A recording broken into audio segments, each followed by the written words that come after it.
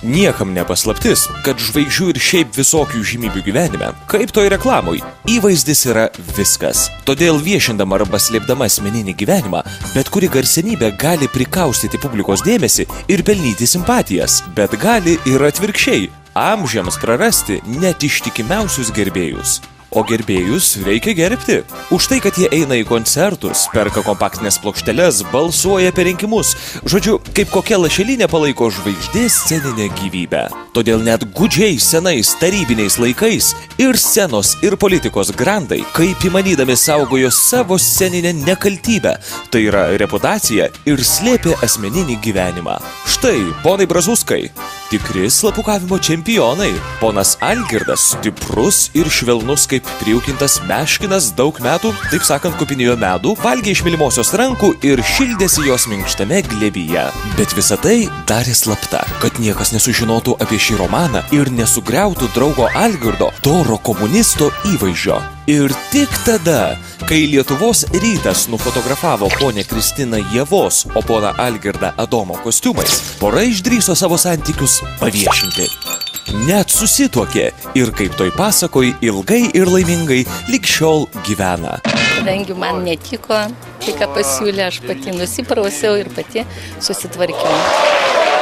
Arba prašom, Rytis Cicinas, estrados princas, o gal jau net ir karalius, taip brangina žavingo viengungio ir pavyzdingo kavalieriaus įvaizdį, kad net susipainiojo. Jei jis nori ir toliau būti žiauriai geidžiamas jaunikis, tai kurių galų visai tautai demonstruoti savo draugę Neringą? O jeigu jis pavyzdingas kavalierius, tai kodėl savo mylimosios, o dabar ir būsimo vaiko motinos, po tiek metų draugystės neveda? Ir tik neaiškink, Ryti, kad vestuvėms neturi laiko. Transvestitams Tailande turi, tai yra žiūrėti transvestitų šou, o vestuvėms neturi.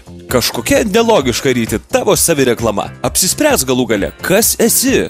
Jeigu jūs klausėte tokių dalykų, jūs norite intrigų, jūs nerasit. Gerai, žiūrim toliau. Kai kurios žvaigždės slepia tiesą, o kai kurios siekdamos išgarsėti net specialiai kuria tariamas meilės istorijas. Kadaise taip, tautą atsiprašant dūrino garsieji tangomanai Marijonas Mikutavičius ir Asta Stašaitytė. Iki santuokų rūmų kolegos taip ir nenuėjo, bet tarimų vestuvių nuotraukas visiems parodė ir vienus tuo labai nuliūdino, o kitus šokiravo. Dabar man daug ką reikia atgaminti. Mes pirmiausia, tai mes nesituokėm. Mes tik tai nusifotkinom... Jo, nusifotkinom su vestuviniais rūbais, bet mes tolimesnė žingsnė nežengėm. Tai va, o priežastis aš net neatsimenu dabar. Tiksliai aš nežinau šiaip. Man atrodo dabar, kad mes tiesiog kvailiojom, tuo metu kažkas ten mus, matyt, pradėjo poruoti, mums atrodė labai kvailoka ir juokinga ir tuo metu daug darėm nesąmonių, tai buvo viena iš tų. Mariaus ir Astos pokštas buvo toks įtikinamas, kad net porelės giminės sunerimo. Skambino ir man giminės maždaug, kas ten įvyko, ir Astas, ko gero, šiaip buvo nustebę, žinai, kaip šiandien neperspėjo nieko ar kažką, nes... Nu, bet šitą tokia jaunų kvailystė ir jinai taip ir baigėsi. Marijonas sako, tai daręs ne dėl naudos. Tiesiog buvo jaunas, žalias, nuoširdžiai kvailiojo ir mielai interviu dalijo. Šiandien jam asmeninio gyvenimo viešinimas dėl reklamos atrodo nesuprantamas. Bet Mariau, negi nežinai, kad daugybė merginų mielai eitų su tavim, na, sakykim, kartu vien tam, kad išgarsėtų ir nors dienelė pasišildytų tavo šlovės spinduliuose. Tu žiūri žmonės atviram akim ir jeigu dabar įsivaizduosi, kad viskas vyksta tik tai dėl to, tai tu tapsi atsargus, bailus dėdukas ir tu iš viso neužmėgsi jokio kontakto tiek su vyru, tiek su moterim maždaug, nes maždaug bijosi, kad tave apgaus kažkas ir tipom tavim pasinaudos. Daugiametis paparacių persekiojimas scenoje ir televizijoje gerokai įkyrėjo 3 milijonų dainiui. Pavargo Marius nuo žurnalistų slapstytis ir savo panas slėpti. Realiai tai šika gyvenimą šiaip jau. Tai iš esmės turi baimingai darytis, nes iš karto atsiranda kai kurios istorijos ir tu tiesiog daraisi atsargesnis. Taip kad eini į tas vietas, kur ten tave gali poruoti, maždaug stengiasi nevaikščioti į vakarėlius, kur visą laiką jūsų draugų, žurnalistų, kolegų krūvos. gal ir bet taip jau žmogus sutvertas, kad kuo labiau kažką slepia, tuo labiau norisi tą paslaptį atskleisti. Štai dainininkas Mino ir šokėja Tina jau daugiau nei metus atkakliai slepia savo draugystę. Kartu dirba, kartu į koncertus važinėja, kartu pusnuogiai fotografuojasi ir kartu neigia, kad yra pora. Paskutinio Mino albumo fotosesijoje Tina apsinuogino, šiek tiek apsinuogino. Tai dabar Mino ant kiekvienos kompaktinės plokštelės pasirašinėja taip, kad Tinos krūtinę užmaskuotų. Na, argi patiems nejuokinga? Vat kitos mergaitės tai ir labiau matosi dar labiau, tai aš dangstau jos labiau. Nu, ant Tinos vat irgi tenka parašo gabaliukas, va čia tai ne vienos Tinos aš dangstau. Gerai, Mino, užtek šią makaronus mums kabinti. Esi geidžiamiausias pasaulio jaunikis, tikras sekso simbolis ir itališkiausias lietuvis rytų Europoje. O dabar atvirumas už atvirumą. Prisipažink, tai myli Tiną? Esam apšnekėję, kad mes iš draugysčių, iš meilių, iš to nedarysime PR. Mes gal kaip tik sėdėjom prie Poliario ir dar ginčiomės, kam čia iš ko gautųsi didesnis PR. Čia turbūt man būtų didesnis, kad jeigu iš tikrųjų jis draugauja su tokia, na, turbūt viena gražiausių moterų Lietuvoje, negu kad jai atvirkščiai. Bet mes nusprendėm abudu vieną dalyką, kad nesidarysim iš to PR.